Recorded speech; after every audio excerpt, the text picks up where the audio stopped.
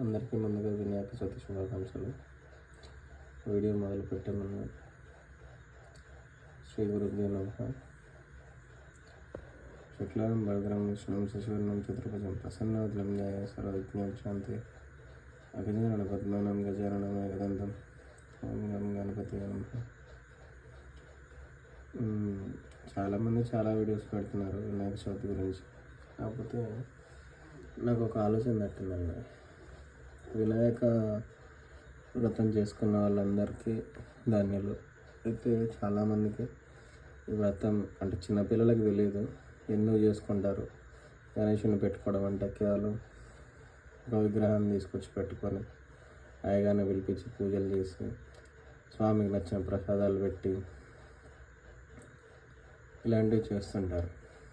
వాస్తవానికి ఆ పిల్లలకి సంతోషంలో దేవుడి ముందు డ్యాన్స్ చేసుకోవడం, గణేషుని తీసుకొచ్చి పెట్టడం చాలా సంతోషంగా అనిపిస్తుంది.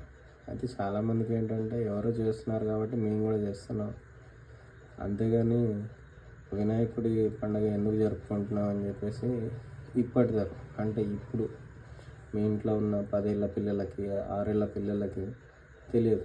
కాకపోతే గణేశుడు అంటే గణేశుడు, గణపతి బప్ప మోరియా ఎలా తెలుసురా నాన్న అంటే యూట్యూబ్ వీడియోస్, యూట్యూబ్ షార్ట్స్ ఇవి చూస్తే తెలుస్తున్నాయి. మోస్ట్లీ చాలామంది ఎట్లైనా తెలుసుకుంటున్నారు. అట్లా కాకుండా మన దాంట్లో కూడా చాలామంది ఏంటంటే చిన్నప్పటి నుంచి మనకి గణేశుడి జానం ఎట్లా జరిగిందంటే పార్వతీదేవి స్నానానికి వెళ్ళేటప్పుడు ఒక బాబుని కాపలా కూర్చోబెట్టి వెళ్తుంది. శివయ్య అప్పుడే ఇంటికి వస్తాడు. ఇంటికి వచ్చిన తర్వాత శివుడిని ఆ బాలుడు ఆపితే ఆ బాలుడికి వారించి శివుడికి ఆగ్రహవేశంతో ఆ బాలుడి తలని నరికేస్తాడు. నరికేసిన తర్వాత ఇంతలో స్నానం నుంచి వచ్చిన పార్వతీమాత ఆ బాలుడిని తిరిగి బతికించమనంటే శివయ్య అడవి మొత్తం తిరిగి ఒక ఏనుగు దళం తీసుకొచ్చి పెట్టి ఆ బాబుకి పెట్టి ఆయనే వినాయకుడు అన్నట్లు మన చిన్నప్పుడు స్టోరీస్లో ఇవి మనకు చెప్పారు. అంటే మన మీద సినిమాల ప్రభావం చాలా ఉందిలేండి. చిన్నప్పుడు ఈ 90sలో పుట్టిన వాళ్ళకి, 90 నుంచి 2000 మధ్య పుట్టిన వాళ్ళకి ఈ స్టోరీస్ తెలుసు. అంటే 85 వాళ్ళకి కూడా ఇదే తెలుసు అనుకోండి. అంటే ఈ కథలు తెలియాలంటే చాలామంది ఏంటి మనకు ముఖ్యంగా అయ్యగారులు చెప్తే మనం వినాం. ఇలా యూట్యూబ్లో తెలుసుకొని చూస్తున్నాం వీడియోస్ అన్నీ, ఒకరి నుంచి ఒకరికి షేర్ చేస్తున్నాం. వాస్తవానికి నేను ఈ వీడియో చేయడానికి కారణం ఏంటంటే ఈ నవరాత్రిలో భాగంగా రోజుకి గణేశుడికి సంబంధించిన ఒక్కొక్క కథని 9 రోజులు 9 స్టోరీస్ పెడతాను. దానిలో భాగంగా ముఖ్యంగా అసలు ముందు ఏం జరిగింది, వినాయకుడు ప్రతి ఒక్క యుగంలోనూ ఉన్నాడు. కాకపోతే మనకు తెలిసిందేంటి, ఆది పూజితుడు అని చెప్పి ఇంకొకటి ఏంటి, వినాయక రూపాల్లో కూడా చాలా ఉన్నాయండి. హిరంబ గణపతి 9 రూపాయలు నాకు తెలిసినంత, నాకే సరిగా పేర్లు తెలియదు. కాకపోతే ఏంటంటే వినాయకుడు అంటే వినాయకుడు మనకి ఇదే తెలుసు. ముందుగా వినాయకుడి వ్రత కథలు, వినాయకుడి జననం చెప్పే ప్రయత్నం చేస్తాను. నాకు తెలిసిన స్టోరీ ఇది. మా గురువులు శ్రీమాన్ నండూరి గారు, చాగంటి గారు వీళ్ళు చెప్పిన స్టోరీస్ నుంచి తెలుసుకున్నది. ఇంకొకటి ఏంటంటే మనకి ఇప్పుడు ప్రస్తుతం ప్రచురించిన పుస్తకాల్లో కూడా ఇవే ఉంటాయి. ఇక కథలోకి వెళ్దామండి. పూర్వం గజాముఖుడు అనే ఒక రాక్షసుడు ఉండేవాడు. అతనికి ఏంటంటే అందరి మీద ఆధిపత్యం కావాలని చెప్పేసి శంకరుని మెప్పించడానికి ఘోరమైన తపస్సు చేస్తాడు. అయితే తపస్సుకు మెచ్చిన శివుడు ప్రత్యక్షమై ఏం కావాలో కోరుకో అంటే తనను చంపే శక్తి ఉండకూడదు అని చెప్పి శివుడు కూడా తన కడుపులోనే జీవించాలని చెప్పేసి ఒక కోరిక కోరుకున్నాడు. అయితే శివుడు కూడా సరే వరం ఇచ్చాను కదా అని చెప్పేసి ఆ గజముఖుడి కడుపులో బందీ అయినాడండి. అయిన తర్వాత సాక్షాత్ శివుడినే పెట్టుకున్నాడు కాబట్టి గజాముఖుడు అజేయుడైనాడు. అతన్ని ఎవరు లేకుండా ఉన్నాడు. అతను దేవతల మీద అయితే అందరి మీద అయితే యుద్ధాలు చేస్తున్నాడు, అన్నీ చేస్తున్నాడు. అయితే ఈ పార్వతీమాతకి శివుడికి పరిస్థితి కలిగినందుకు చాలా బాధపడింది. సాక్షాత్ శంకరుడు లేకుండా ఈ జగం ఎలా ఉంటుంది, ప్రపంచం అంతా తలకిందలైపోయి. అయితే ఈ స్థితి నుండి శంకరుడిని బయటపడేయాలని పార్వతీదేవి ఉపాయం కోసం విష్ణుమూర్తి దగ్గరికి వెళ్ళింది. విష్ణుమూర్తి దగ్గరికి వెళ్ళిన తర్వాత విష్ణుమూర్తి ఆలోచించి విష్ణుమూర్తి గంగిరెద్దు రూపం ధరించాడు. నందీశ్వరుని వెంట పెట్టుకొని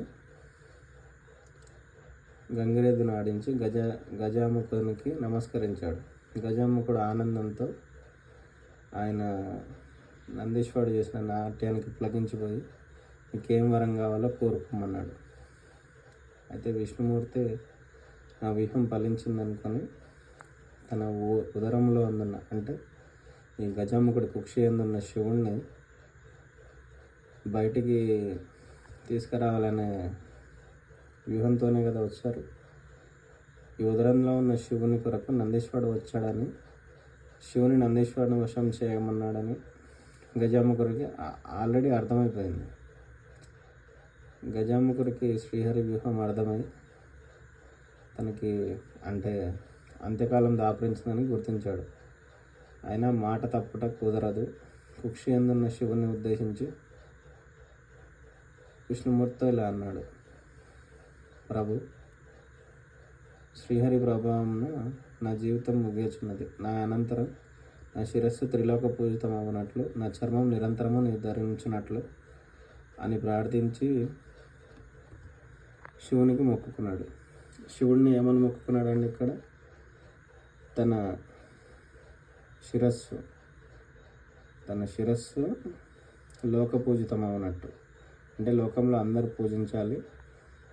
అదేవిధంగా తన చర్మము ఎల్లప్పుడూ శివుడు ధరించాలని చెప్పేసి ప్రార్థించి ఆయన శరీరాన్ని విష్ణుమూర్తితో నందీశ్వరుని వశం చేశాడు. నందీశ్వరుడు అసురుడి ఉదరంను చీల్చి ఆ యందున్న శివుడిని విముక్తి కలిగించాడు. శివుడు గజాముఖేశ్వరుని శిరస్సును చర్మమును తీసుకొని పార్వతీదేవి దగ్గరికి వెళ్ళాడు. అక్కడ పార్వతీమాత పరమానందంతో భర్తకు స్వాగతము పలుకుటకై సన్నాహం ఉన్నది. అయితే అనంతర కాలంలో ప్రయత్నంలో తనకై ఉంచిన నలుగు పిండితో, ఇక్కడ ఇదేనండి మనం తెలుసుకోవాల్సింది. అమ్మవారు ఏంటంటే తన పూర్వ అవతారంలో గణపతిని స్మరించి చాలా రకాల పూజలు చేసింది. అయితే హేరమ్మ గణపతిని ముఖ్యంగా తెలుసుకుంటాను. గణపతి 9 స్వరూపాలని చెప్పాను కదండి, అది మీకు ముందు స్టోరీస్ చెప్తాను. అయితే నలుగు పిండితో పరధ్యానంగా ఒక ప్రతిమను చేసింది. అది చూడముచ్చటైన బాలుడిగా కనిపించింది. అమ్మవారికి ఆ బొమ్మ చాలా బాగా అనిపించింది. ఆ బొమ్మకి ప్రాణప్రతిష్ఠ చేసింది. ప్రాణప్రతిష్ఠ చేసిన తర్వాత అంతకు పూర్వమే ఇది ఇంతకుముందు కదా, అంతకు పూర్వమే తన తండ్రి పర్వతరాజు ద్వారా గణేష మంత్రాన్ని పొందినది. గణేష మంత్రము అంటే ఇక్కడ మీరు గమనించాల్సింది ఏంటంటే, గణేష మంత్రం అనేది అమ్మవారికి గణేశుడు కొడుకుగా స్వీకరించే ముందు నుంచే గణేష మంత్రం అనేది అమ్మవారికి తెలుసు. ఆమెకు తన తండ్రి పర్వతరాజు ద్వారా గణేష మంత్రమును పొందినది. ఆ మంత్రముతో ఆ ప్రతిమకు ప్రాణప్రతిష్ఠ చేసినది. ఆ దివ్య సుందర బాలునికి పాకెట్ నుంచి తన పరులకై లోనికి వెళ్ళినది. చూడండి, ఇక్కడ అమ్మవారు స్నానానికి వెళ్ళినట్లు, మన గణేషుని పిల్లవాడిని అక్కడ పెట్టినట్లు మనకి సినిమాల్లో చూపించి మన బుర్ర పాడు చేశారు, కానీ ఇక్కడ అలా లేదండి. అప్పటికే శివుడు తిరిగి వచ్చి వాకిట ఉన్న బాలుని అతనిని అభ్యంతర మందిరంలోనికి పోనీయక నిలువరించాడు. లోపలికి పోనీయకుండా ఆ బాలుడు శివుని అడ్డగించాడని తన మందిరకై అటకాయింప శివుడు రుద్రముతో ఆ బాలుని శిరచ్ఛేదనం చేసి లోనికి ఎగాడు. అయితే ఇట్లా అడ్డగించేసరికి శివుని కోపదృప్తంతో ఆ బాలుని తలనరికేసి లోపలికి వెళ్ళాడండి. లోపలికి వెళ్ళిన తర్వాత ఇదంతా జరిగింది. అప్పటికే పార్వతీదేవి వచ్చి ఇదంతా జరగడం చూసి బాధపడింది, చాలా బాధపడింది. శివుడు ఆమె బాధ చూసి వెంటనే అప్పటికే గజాముఖుడు ఆల్రెడీ చనిపోయాడు కదండి. గజాముఖుడు తల తీసేసి ఈ శిరచ్ఛేదనము ఎవరైతే బాలుడు తల నరికేశాడో ఆ బాలుడికి ఈ గజాముఖుడు తలని అంటించాడు. గజాముఖుడు తలని అంటించిన తర్వాత అంటించడం అంటే గజాముఖుడి శిరస్సును ఆ బాలుడి ముండమునకు అతికించి ఆ శిరమునకు శాశ్వతత్వమును త్రిలోక పూజితనీయతను కలిగించాడు. అర్థమైందండి. తన దగ్గరున్న ఇప్పుడు శివుడు తన దగ్గరున్న గజాముఖుడి తలను ఆ చనిపోయిన బాలుడికి అతికించి ఆ బాలుడి రూపాన్ని శాశ్వతం చేశాడు, త్రిలోక పూజితనీయతను కలిగించాడు. ఆ తర్వాత గణేశుడు గజాననుడై శివపార్వతుల ముద్దుల పట్టి అయినాడు. ఇదండి స్టోరీ. అంతేగాని సినిమాలు చూసి కొంచెం మీరు ఏదేదో స్టోరీస్ చెప్పకండి. ఇప్పుడు జనరేషన్ కూడా పాడు చేయకండి. శ్రీమాత్రే నమః.